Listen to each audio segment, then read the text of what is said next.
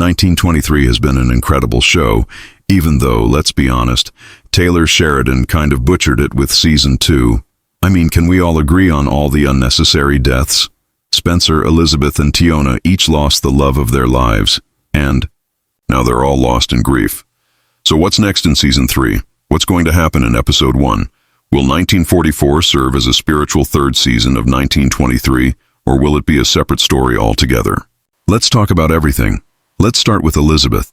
If you've watched my previous videos, you know she definitely wasn't one of my favorites. Honestly, I even found her a bit annoying. But after everything she's been through, and with Kara practically talking at her like Jake's death didn't matter to her at all, I really feel for this poor girl. She's too young, and now she's pregnant and alone in the 1920s. Taylor didn't even give us a scene of her properly grieving for her late husband. Like, this is Elizabeth we're talking about. She's always been open about her emotions, and watching her cry in silence just didn't sit right. That's not the Elizabeth we've come to know. At the end of season 2, we learn that Elizabeth leaves Montana to go live with her mother in Boston, still pregnant with Jack's baby. I truly believe that baby is going to make its way back to Dutton land one way or another. Whether it's in season 3 or in 1944, Elizabeth has to return with her child. Why? Because Kara and Jacob are aging. And given the time period, sadly, we can't expect them to be around forever. We've already lost almost every Dutton except for Spencer and Elizabeth, and the children they might raise. So in some way, I see Elizabeth returning to the ranch and eventually stepping into the role of matriarch. So what can we expect in episode 1? I think it'll be something similar to how season 2 started, meaning that we'll see Elizabeth in Boston, living a separate life outside of Montana. I'm expecting a time jump so she can give birth to a healthy baby boy. Episode 1 might show her navigating life as a single mother and a young widow. Maybe we'll see her mother, who's possibly struggling with her own health, hinting at a future reason for Elizabeth to return to Montana. What do you think? Now let's talk about Tiona. This poor girl has been through hell and back, twice, but she's finally free now, and I think she has an important legacy to carry. The rainwaters are such a central part of this universe, and in season 3 or 1944, I believe we'll get to see her take charge of her own story. What if she was pregnant and didn't even know it? Or what if she meets someone new and finds love again? Either way, she needs to have a child, possibly a son, to keep the family name alive. As far as we know, she's the only surviving member of her family, so we need her to survive and thrive. Do you think she was pregnant with Pete's baby or not? Drop your thoughts in the comments. In episode 1, just like Elizabeth, I expect we'll follow Tiona as she settles into her new life. Maybe she's found her people. Maybe she's starting over from scratch. Whatever it is, I just want to see this girl smile again. She deserves peace, and I'm so here for it. And then we have Spencer, the hero of the Duttons, who somehow didn't even try to fight for Alex. Yeah, say what you want, but I still think he should have tried harder. He should have told her he couldn't imagine a life without her. But anyway, by the end of season 2, we learned that he moves on, has a son with a widow he never marries, and then dies in 1968 on Alex's grave. Now, why didn't he marry that widow? Was it out of loyalty to Alex's memory? Or because of miscegenation laws? That's an interesting theory. I know a lot of you think the widow might be Elizabeth or Tiona, but come on. The age difference alone makes that unlikely and weird. Plus, Elizabeth is the wife of his nephew Jack. Jack's death doesn't change that, and I just don't see Spencer crossing that line. He might not be my favorite character, but I do think he's loyal to his family. It would be so out of character. As for the miscegenation laws, I don't think Spencer would care about that. So here's my theory. The woman he falls for is not white, obviously, and over the course of season 3 or 1944, we'll watch him fight for that relationship. Think about what happened to Zane and his family. This could be a powerful storyline to explore. What do you think? In episode 1, I imagine, we'll see Spencer meet this widow. Maybe she's new in town. Maybe she's fleeing something. We don't know yet. But I believe she'll become a key part of his story. And here's what I'm really wondering.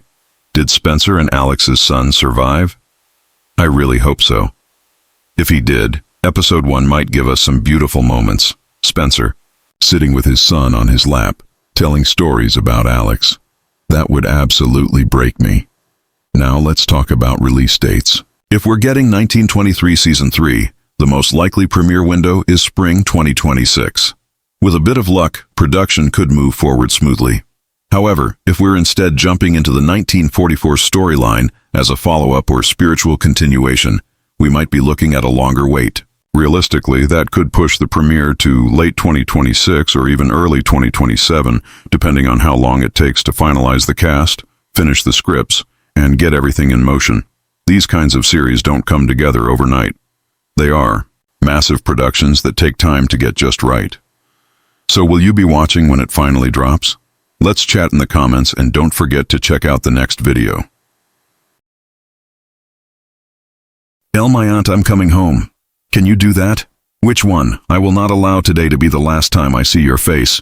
Those lines still echo in our minds. They weren't just words. They were promises, pleas, desperate hopes.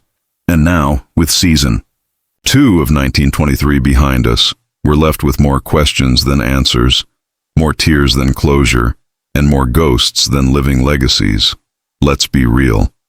1923 has been a wild, heartbreaking, unforgettable ride. But if we're being completely honest, Taylor Sheridan left us gutted.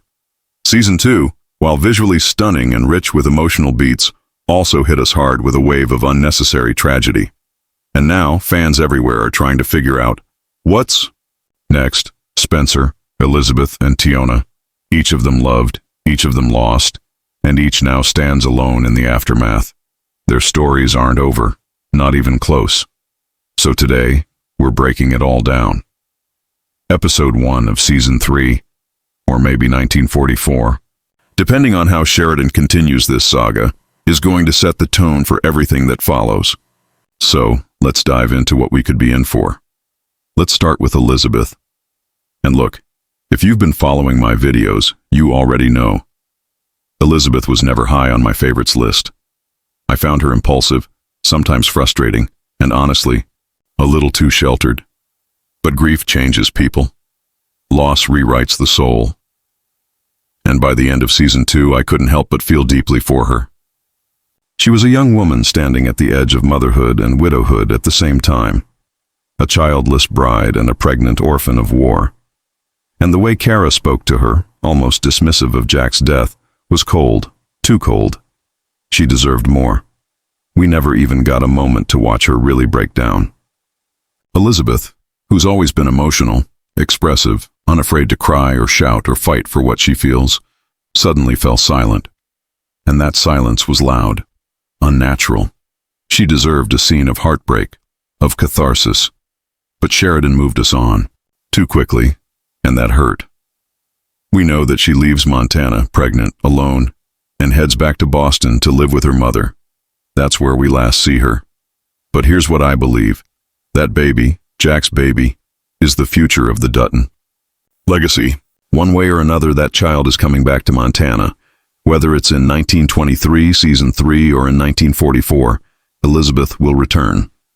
Because she has to. Kara and Jacob are getting older, and as much as we love them, we know they won't be here forever. We've already lost nearly every other Dutton we were introduced to. Spencer is still standing, and Elizabeth, despite everything, still carries the next generation. So in some way, shape, or form, she must return to the ranch. And when she does, I see her becoming something unexpected, a matriarch. Now, Episode 1 of the next season, or of 1944, if that ends up being the continuation, could open on Elizabeth's new life in Boston. I'm predicting a small time jump, just enough time for her to have given birth to a healthy baby boy. We might meet this child before we even see the ranch again. I'm imagining a weary but determined Elizabeth navigating early motherhood, maybe even working, maybe caring for her ailing mother.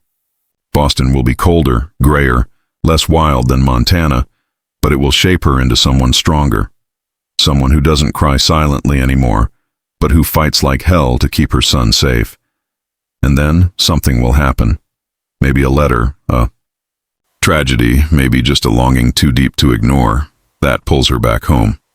And when she does return to Duttonland, she'll be carrying more than just Jack's child. she'll be carrying fire. Now let's talk about Tiona. Oh, Tiona. If there's anyone who's truly walked through fire and still stands with any hope left, it's her. Twice she's been to hell. Once in the so-called school that tried to erase her, and once again in the violent escape that cost her the man she loved. Pete was her light in a world full of shadows, and losing him nearly shattered her. But she made it out. She made it out. Now the question is, what does freedom look like? For Tiona, I believe she carries more than scars. I believe she might carry Pete's child. And if she does, that baby could be the bridge between generations.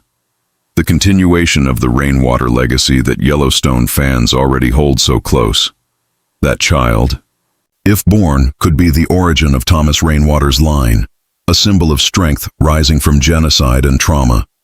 Even if she's not pregnant, Tiona's role in this universe isn't done.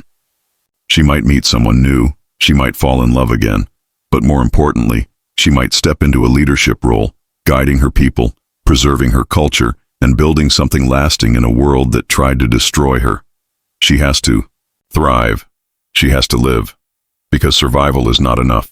Not for someone like her.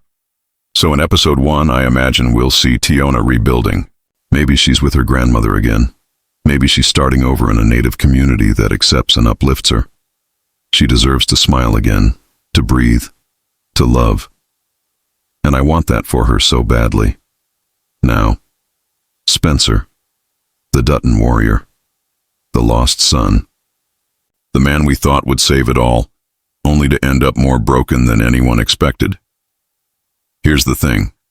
I still believe Spencer should have fought harder for Alex. He should have shouted. He should have thrown punches. He should have gone. After her, damn it. But he didn't. He let her go. And that crushed a lot of us.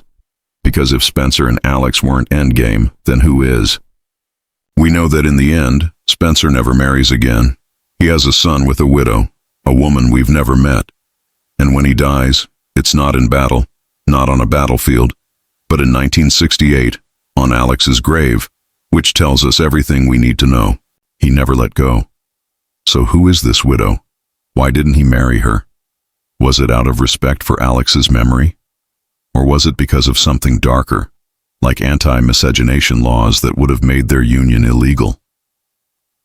Some fans speculate the widow might be Elizabeth or even Tiona, but honestly I don't buy it. The age gap is too strange, and Elizabeth is Jack's wife, Spencer's nephew. That's a line I don't see him crossing. Not Spencer. But what if the woman he loved was indigenous? What if she, like Tiona, was a survivor of systemic cruelty and racism? What if their love was quiet, painful, but deeply real? That could explain why they never married. Not because of lack of love, but because of the laws and social horror of the time. That storyline would be gut-wrenching and important. In episode 1, we might finally meet this woman. Maybe she's new to the area. Maybe she's fleeing something too.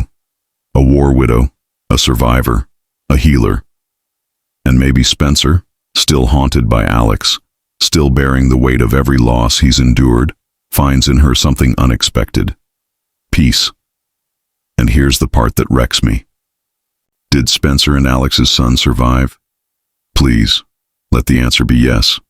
If he did, I need a scene, just one, where Spencer sits with that child on his lap, telling stories of Alex, of their travels, of the lion, of the boat, of the promises they made in the heat of war and in the quiet of night. That scene alone could heal so much. Now let's talk logistics. If 1923 Season 3 is coming, the earliest we'll see it is spring 2026. That's the optimistic timeline.